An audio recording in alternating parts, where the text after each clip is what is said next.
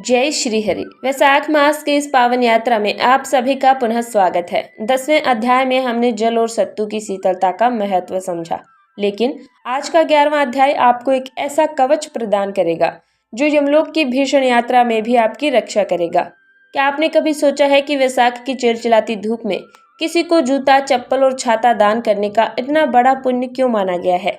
शास्त्रों के अनुसार मृत्यु के बाद जब आत्मा को वैतरणी नदी पार करनी पड़ती है, तब यही दान उसकी आत्मा के लिए मार्ग सुगम बनाता है। आज हम राजा सुद्युम्न की अद्भुत कथा जानेंगे, जो अपने जीवन काल में तो साधारण थे, लेकिन मृत्यु के बाद यमराज के दूतों ने उन्हें नरक में ले जाने से मना कर दिया। अगर आप भी अपने भविष्य को सुरक्षित करना चाहते हैं और अज्ञात भय से मुक्त होना चाहते हैं, तो आज की ये कथा ध्यान से श्रवण करें।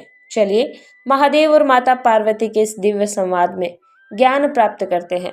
माता पार्वती ने भगवान शिव से पूछा, हे प्रभु, आप निरंतर वैशाख के दानों की महिमा बता रहे हैं, किंतु पृथ्वी पर तपती धूप में नंगे पैर चलने वाले और छाया से वंचित रहने वाले जीवों के लिए सबसे बड़ा दान क्या है?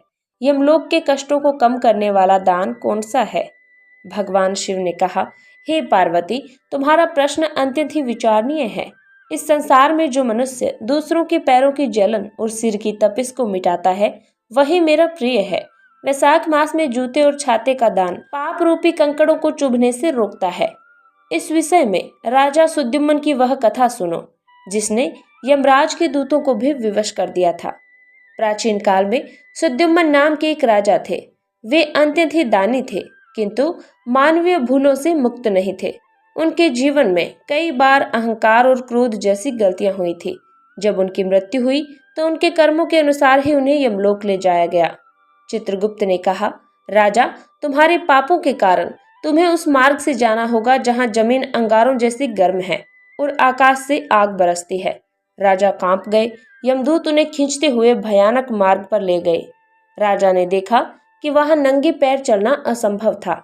उन्हें लगा कि अब उनके प्राण निकल जाएंगे। तभी चमत्कार हुआ। राजा के पैरों के नीचे अचानक नरम घास और ठंडी मिट्टी महसूस होने लगी। उनके सिर पर एक दिव्य छाता प्रकट हो गया, जिसने उन्हें गर्मी से बचा लिया।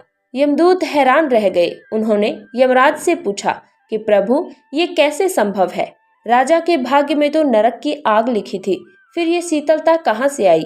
यमराज ने दिव्य दृष्टि से देखा और कहा, यमदूतों, इसे छोड़ दो। इसने अपने जीवन के अंतिम वैशाख मास में इस राजा ने एक निर्धन ब्राह्मण को नए जूते और एक सुंदर छाता दान किया था। वैशाख के महीने में जो जूते दान करता है, उसे यमलोक के मार्ग पर कभी कष्ट नहीं होता, और जो छाता दान करता है, उसे धूप का ताप नहीं सताता। ये उस छोटे से पुण्य का प्रभाव है कि आज से नरक के द्वार से वापस जाना होगा। भगवान शिव कहते हैं, हे देवी, ये दान केवल वस्तु दान नहीं है, यह दूसरों के दुख को ऊपर लेने का भाव है। तो भक्तों, आपने देखा कैसे राजा सुद्युम्न के एक छोटे से दान ने उसका भाग्य बदल दिया।